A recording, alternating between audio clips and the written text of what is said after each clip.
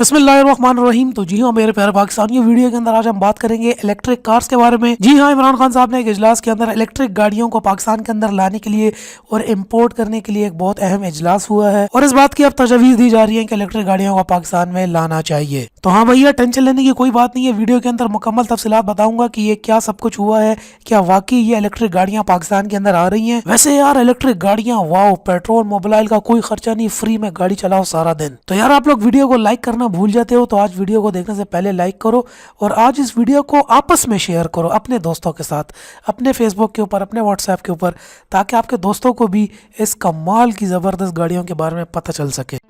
Subscribe करें टेक.pk YouTube channel को और साथ में इस बेल के आइकन को दबा दीजिए मेरी वीडियो सबसे पहले हासिल करने के लिए। जी हाँ पाकिस्तानियों, गवर्नमेंट ऑफ पाकिस्तान का इलेक्ट्रिक गाड़ियाँ जो है पाकिस्तान के अंदर लाने का और उनकी मुतारिफ़ करवाने का फ़ैसला हो चुका है और अब इस बात के ऊपर गौर किया जा रहा है कि कौन सी इलेक्ट्रिक गाड़ियाँ पाकिस्तान के अंदर लाई जाएं। बहुत ज़्यादा कंपनीज़ हैं दुनिया के अंदर ऑल ओवर द वर्ल्ड जो कि इलेक्ट्रिक गाड़ियाँ बना रही हैं, बल्कि बहुत ज़्यादा कंपनियाँ क्या, अब तो हर कंपनी का तकरीबन R&D जो रिसर्च एंड डेवलपमेंट डिपार्टमेंट होता है, उनकी मेजर रिसर्चेज जो हैं अब वो हाइब्रिड से शिफ्ट होकर इलेक्ट्रिक कार्स के ऊपर चली गई हैं। क्योंकि फ्यूचर मेरे भाइयों इलेक्ट्रिक कार्स ही है। ये पेट्रोल CNG MNG यार माफ़ कर दो इन चीज़ों को, अब ये चीज़ें पुरानी होती जा रही हैं, न्यू टेक्नोलॉजी आ गई है। इलेक्ट्रिक कार्स, हमारे लोगों का अभी तक ये ख्याल है कि यार बिजली से गाड़ी चलेगी तो वो क्या होगी, उसके अंदर ताकत नहीं होगी, ज़ोर नहीं होगा। तो आप लोगों को बताता चलूँ मेरे भाइयों, इलेक्ट्रिक स्पोर्ट्स कार भी मौजूद हैं आज के दौर में। स्पोर्ट्स कार इलेक्ट्रिक है, मुकम्मल फुली इलेक्ट्रिक।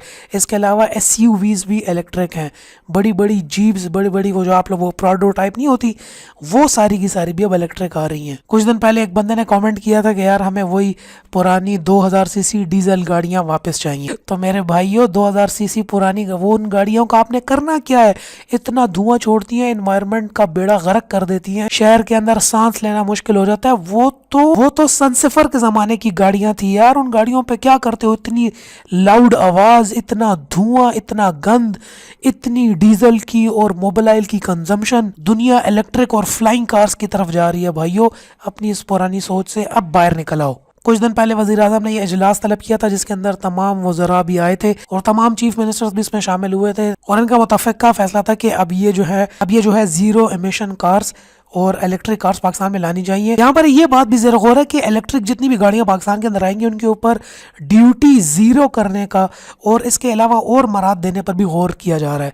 मतलब ड्यूटी उनके ऊपर ज़ीरो होगी ताकि इस बात को इनकरेज किया जाए कि लोग ज़्यादा से ज़्यादा ये गाड़ी ख़रीदें और इस्तेमाल करें। गवर्नमेंट ने अभी जो है इलेक्ट्रिक गाड़ियों के ऊपर जो है पॉलिसी और तमाम जितने भी फ्रेमवर्क्स हैं उसको बनाने के लिए जो है तैयारियाँ शुरू कर दी हैं, जिसके अंदर ये होगा कि यह गाड़ियाँ किस तरीके से इम्पोर्ट की जाएंगी, उनके ऊपर ड्यूटी क्या होगी, एक्स्ट्रा जो है उसके ऊपर मराद क्या होंगी, इसके सेगमेंट की गाड़ी लाई जाएगी। इसमें हैचबैक्स भी हैं, छोटी भी हैं, दरमियानी भी हैं, मिड रेंज भी हैं, SUVs भी हैं, क्रॉसओवर्स भी हैं और फिर स्पोर्ट्स इलेक्ट्रिक कार्स भी हैं। तो देखा जाएगा कौन सी गाड़ी, किस सेगमेंट की गाड़ी पाकिस्तान के अंदर ज़्यादातर इम्पोर्ट की जाए, टैक्स कितना होगा, ड्यूटीज़ कितनी होंगी। तो ये सारे फ्रेमवर्क्स और पॉलिसीज़ जो हैं ऑलरेडी बनना शुरू हो गई। इसके अलावा इनको पाकिस्तान में ला के यहाँ पर पाकिस्तान के अंदर भी मैन्युफैक्चरिंग करने का और पूरा एक्सपोर्ट का जो एक लाएअमल है वो तैयार किया जा रहा है। यहाँ पर आपको ये भी पता चलूँ जो दुनिया के अंदर सबसे मशहूर कंपनी है वो टेस्ला मोटर्स है।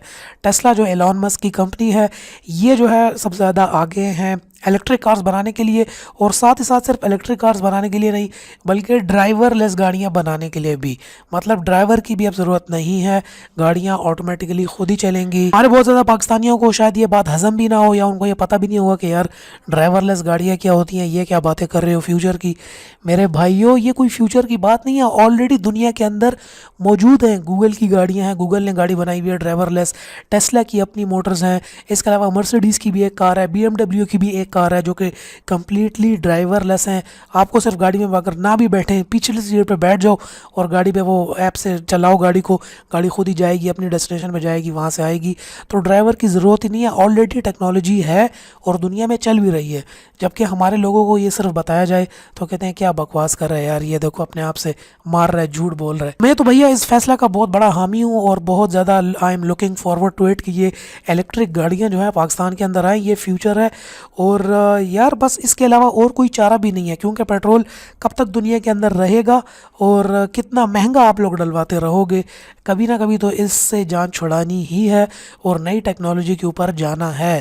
अच्छी बात यह है कि गवर्नमेंट ने ऑलरेडी इसके ऊपर एक्शन ले लिया है और बहुत ही जल्द ये गाड़ियां पाकिस्तान के अंदर अब आने लगेंगी। कमेंट में ये बताओ कि यार आपको इलेक्ट्रिक गाड़ियां पसंद है, चाहते हो कि ये पाकिस्तान के अंदर आ जाए कि नहीं। तो जल्दी कमेंट करो, आ रहा हूँ आप लोगों के सब कमेंट्स को पढ़ने के लिए और कमेंट के अंदर आप लोगों के साथ गपशप लगाने के लिए। कल तो पेशावर में ईद है, तो जो लोग पेशावर से देख रहे हैं उनको एडवांस ईद मुबारक।